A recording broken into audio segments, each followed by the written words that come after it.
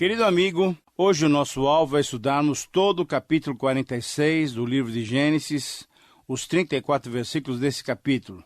Nesse texto nós encontramos Jacó e a sua família descendo para o Egito.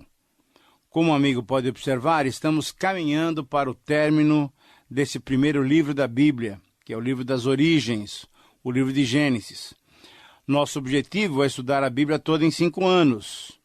Muitos dos nossos amigos que estão nos ouvindo já tomaram a decisão de não perderem um estudo sequer durante todos esses anos e, com a graça de Deus, com certeza muitos conseguirão atingir esse alvo. Ouvindo a Bíblia, Deus fará mudanças profundas na sua vida e no seu lar. Sabe por quê? Porque a palavra de Deus, ela é o único poder que verdadeiramente transforma o ser humano para melhor.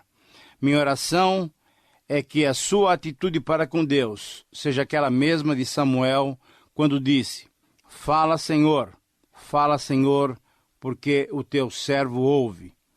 Bom, nos encaminhando para o final do livro de Gênesis, você deve já se preparar, porque proximamente nós vamos estudar o livro de Mateus. Depois de Gênesis, virá Mateus. Mas vamos para o estudo do assunto de hoje, que é Jacó descendo com a sua família para o Egito. Em nosso último estudo, focalizamos José se revelando aos seus irmãos e promovendo da melhor maneira possível a ida de Jacó e de toda a sua família para o Egito. O convite foi realmente agradável e surpreendente para Jacó. De repente, sem esperar, ele recebeu um maravilhoso convite do governador do Egito para que fosse morar na melhor região do Egito. Recebeu também as melhores condições para que a viagem fosse tranquila e segura. Mas afinal, quem era esse governador que já insistira para que fossem todos os filhos até o Egito e agora convidava pessoalmente o próprio Jacó para levar para lá toda a sua família? Querido amigo, você deve já estar sabendo que não se trata de outro senão o seu amado filho José. Então, Jacó se dispôs imediatamente para viajar, mas certamente para uma breve visita. Ele só queria visitar o seu filho. Ele queria passar um tempo no Egito, matando saudades de José, e depois imaginava Israel ou Jacó que logo ele voltaria, que logo ele retornaria, porque Deus lhe tinha dito anteriormente que ele deveria ir para Betel. E foi para lá que ele foi. Lá estava ele em Betel, gostaria de ficar para sempre, por isso estava então disposto a ir para o Egito apenas por uma temporada, apenas para uma visita ao seu filho, até que a fome não mais assolasse Canaã. Agora, por que para Jacó era difícil pensar e planejar passar o resto da sua vida no Egito? Você sabe o porquê desse temor? Olha, eu acho que você deve se lembrar. É isso mesmo. Porque, olha só, não foi do agrado de Deus que Abraão fosse para o Egito. E quando ele foi, ele sofreu o castigo divino, pois Deus desaprovou essa viagem de Abraão para o Egito. Veja só, também não foi da vontade de Deus que Isaac fosse para o Egito. Também ele teve consequências. Ora, e agora ele, Jacó, temia também descer para o Egito, a fim de viver lá. Assim, para descer para o Egito com o objetivo de morar lá, ele precisava não somente de um convite do próprio faraó, ou até do seu querido filho José. Jacó, também chamado Israel, ele queria, na verdade, era saber qual era a vontade de Deus.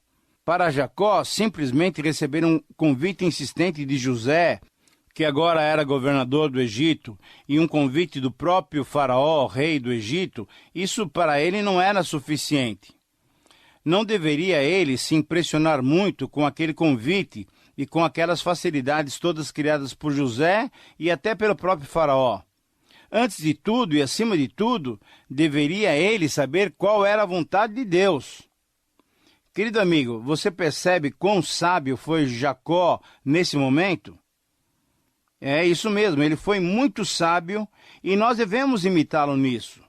Sim, amigo, é que às vezes entendemos que um oferecimento amplo, uma porta que se abre facilmente para nós, isso daí é o suficiente para entrarmos por ela sem antes consultarmos a Deus. Veja bem, as facilidades, os oferecimentos, as vantagens aparentes nos sugestionam muito e é assim que muitas vezes erramos em nossas decisões. Nem sempre a vontade de Deus para a nossa vida se expressa por uma porta aberta ou por meio de vantagens materiais. Bem, a verdade é que Jacó não se deu por vencido apenas pelos presentes que lhe vieram do Egito, nem olhando para os carros que José e o próprio Faraó lhe haviam enviado para transportá-los de Canaã para o Egito. Jacó, também chamado Israel, estava temeroso, é isso mesmo. Mesmo com todas aquelas facilidades, ele temia. Ele não queria fazer nada errado. Como é que podemos saber desse seu sentimento? Veja só, acompanhe comigo a leitura do versículo 3, quando Deus falou com ele através de visões. O primeiro destaque a ser feito na palavra de Deus é o seguinte: não temas descer para o Egito. Ora, se vem essa palavra de Deus, não temas, então Jacó tinha tido algum temor no seu coração. Embora tinha tido grande alegria de saber que José estava vivo e tomando todas as providências para a viagem, Jacó ele necessitava, na verdade, de um aval do Senhor, e por isso seu coração estava talvez um pouco temeroso. Observe bem o que Jacó fez. Conforme o versículo 1, ele foi até Berseba e ali ofereceu sacrifícios a Deus, ao Deus do seu pai Isaque. Vemos aqui, de um modo claro, o desenvolvimento espiritual de Jacó. Certamente você se lembra que quando Jacó saiu da casa para Harã, da família do seu sogro Labão, conforme o capítulo 31, os seus interesses ainda eram materiais. Ele não buscava a Deus de modo apropriado. Quando Jacó deixou a casa dos seus pais fugindo de Esaú e desceu para Harã, ele não buscou a Deus. Mas alguém pode dizer, mas não foi em Betel, quando ele ia para Harã, que Jacó teve aquela visão da escada que a alcançava até o céu e chegou a dizer que ali era a casa de Deus? Sim, é verdade. Mas ali Jacó não buscou a Deus. Perceba bem, foi Deus que se revelou a Jacó. Isso é diferente. Mas como estamos vendo por esse capítulo, Jacó mudou muito. Foi ele que foi buscar a Deus. Ele ofereceu os sacrifícios a Deus e Deus então lhe falou claramente, dizendo que ele podia descer para o Egito, porque exatamente ali Deus formaria, através da sua família, uma grande nação. Então, Deus estava dando ok para Jacó. A Bíblia se torna clara e perfeitamente compreensível por meio dela mesmo. Agora é possível entender melhor porque Deus permitiu que José fosse vendido para o Egito como escravo e lá ele criasse condições de mandar buscar toda a família do seu pai. E a importância disso nós veremos muito mais claramente ainda ao estudarmos os demais livros do Antigo Testamento. Vejam só as palavras do texto bíblico. Eu sou Deus, o Deus do teu pai. Não temas descer para o Egito, porque lá eu farei de ti uma grande nação. Eu descerei contigo para o Egito e te farei tornar a subir certamente. A mão de José fechará os teus olhos. São as palavras dos versículos 3 e 4. Então, querido amigo, o povo de Israel não surgiu no cenário das nações por acaso, ou sem um grande propósito divino. Não, foi Deus que formou o seu povo. Desde a chamada de Abraão, feita por Deus, até a saída do Egito no Êxodo, Deus estava preparando a nação de Israel e estava acompanhando-a através dos séculos. Deus garantiu a Jacó que, descendo para o Egito, ele não estaria sozinho. Quer dizer, Jacó, Israel, estaria muito bem acompanhado. Deus estaria com ele. Era o mesmo Deus de Abraão, o mesmo Deus de Isaque, e agora o mesmo Deus que se encontrou com ele em Betel pela primeira vez. O plano divino de formar uma grande nação estava agora se consolidando. Deus estava dando andamento ao seu plano salvador. Não devemos temer qualquer situação quando Deus promete estar conosco. Jacó não deveria temer. A sua submissão foi demonstrada e correspondida claramente por Deus. Desça para o Egito, Deus mandou, e foi isso que ele fez. Isso fez parte do seu plano. Mas talvez alguns possam perguntar, e Deus formou mesmo uma grande nação por meio da família de Israel? Ora, para responder essa pergunta, eu gostaria que você acompanhasse a leitura do outro livro bíblico, de Êxodo. Êxodo capítulo 1, versículo 7. E olha o que diz esse texto. Mas os filhos de Israel foram fecundos e aumentaram muito e se multiplicaram e grandemente se fortaleceram, de maneira que a terra se encheu deles. Ora, claro que o plano de Deus se cumpriu fielmente.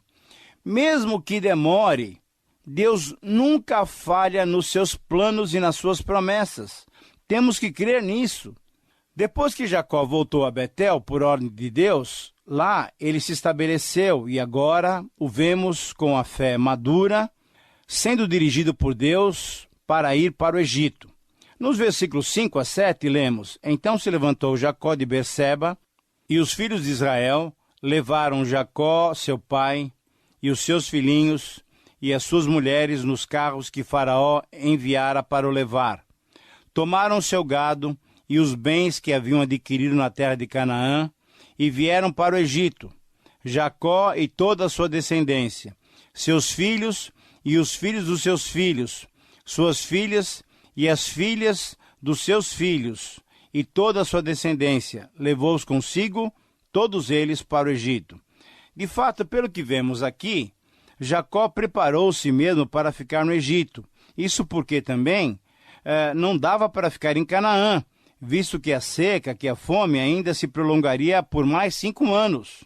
Então, já que o Egito o estava chamando por meio do seu filho José e por meio do próprio rei Faraó, e tendo Jacó consultado a Deus, ele, Jacó, Israel, sentiu-se em paz para ir para o Egito com tudo o que Deus lhe tinha dado.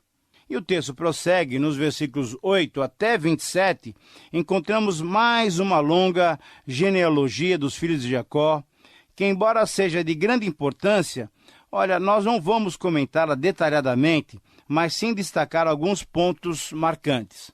Então eu gostaria que você, se quisesse, fosse anotando aí. Em primeiro lugar, se destacam as 4 mulheres com que Jacó teve filhos.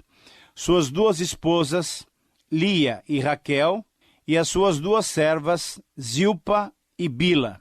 Número 2. No segundo lugar, destacam-se o nome dos 12 filhos homens de Jacó.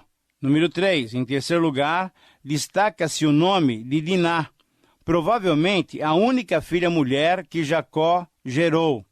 Número 4. Quarto lugar, destaca-se o total das pessoas da família de Israel que foram para o Egito.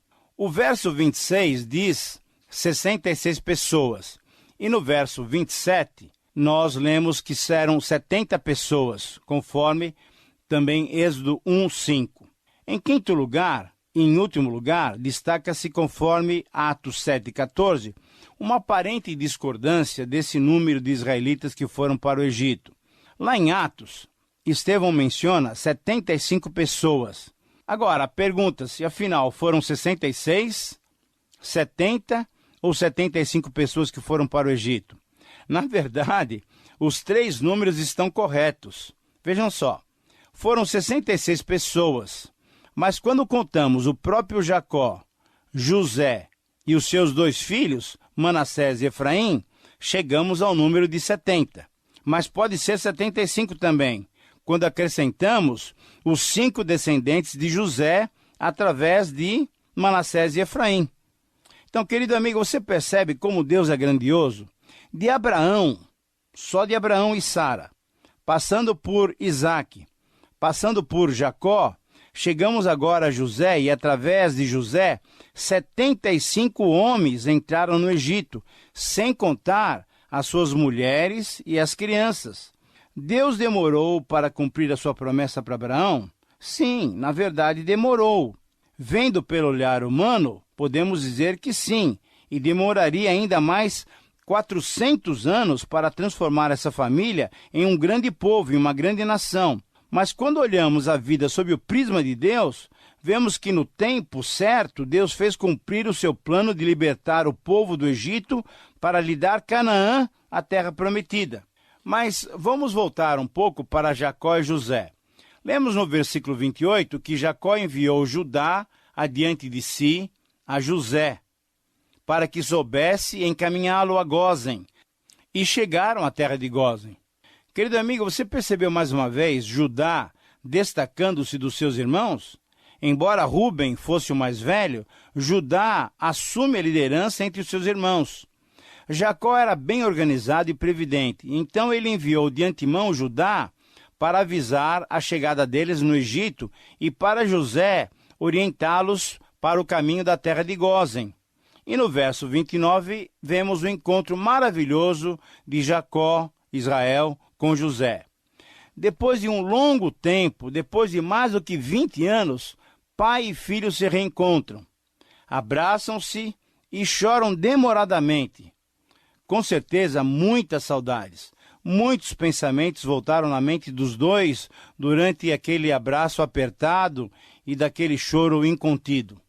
Ali estava um filho todo-poderoso, senhor do Egito, abraçado e chorando, com profundo carinho e respeito, o seu velho pai, um homem rude, criador de gado. Essa era a cena. Muitos jovens das novas gerações consideram-se muito importantes, a ponto de acharem que seus pais estão velhos e superados. Filhos, lembrem-se de sempre respeitar, honrar e reverenciar os seus pais. Felizmente, nem todos os filhos são assim. A Bíblia diz que o filho deve obedecer e honrar os seus pais para que a sua vida se prolongue.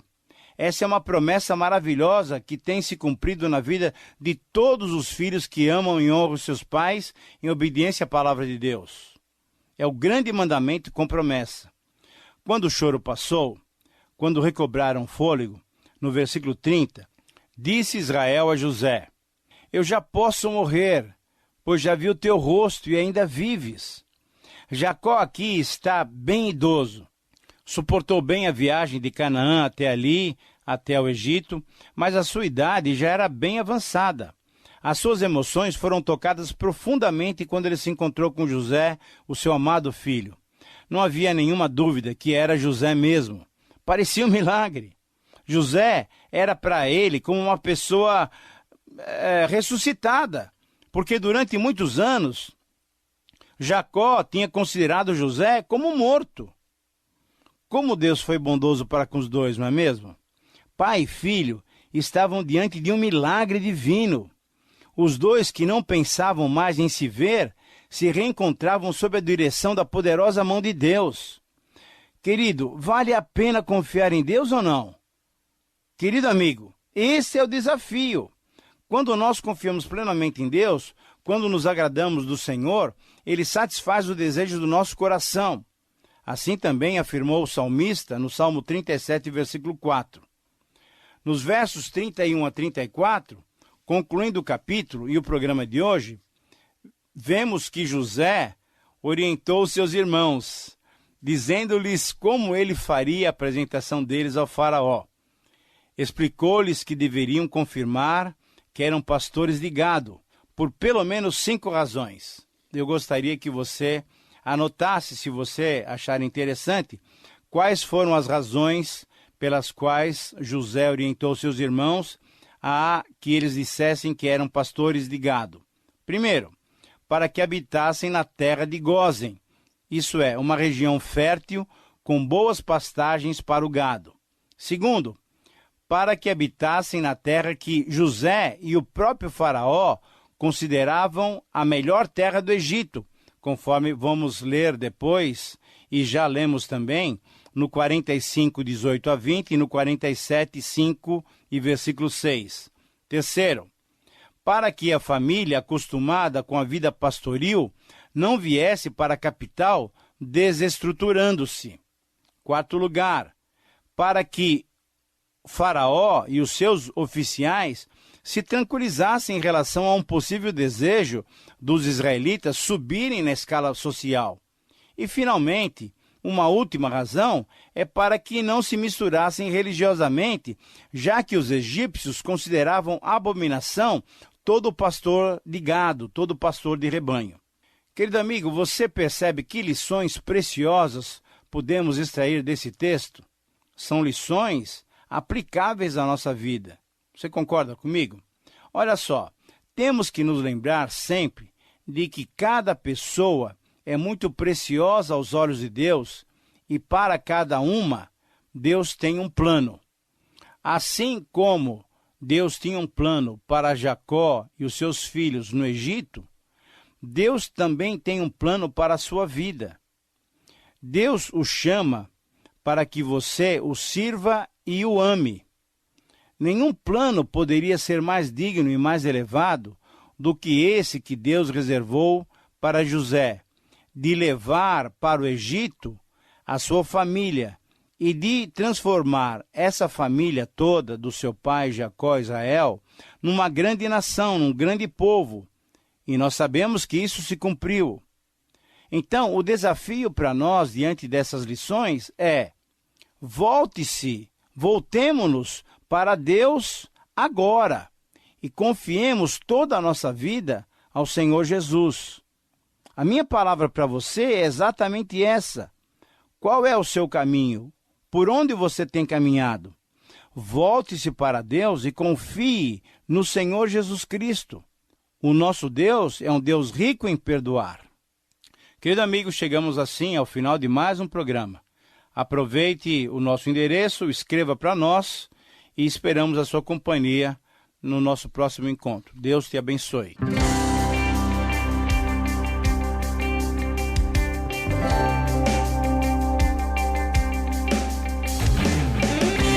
Através da Bíblia. Estudo sistemático e detalhado da Palavra de Deus do Gênesis ao Apocalipse. Para saber mais, acesse nosso site transmundial.org.br.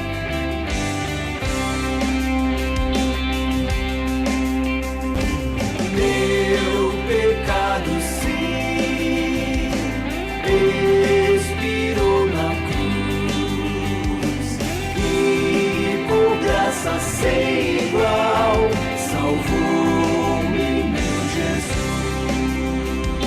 Realização Transmundial.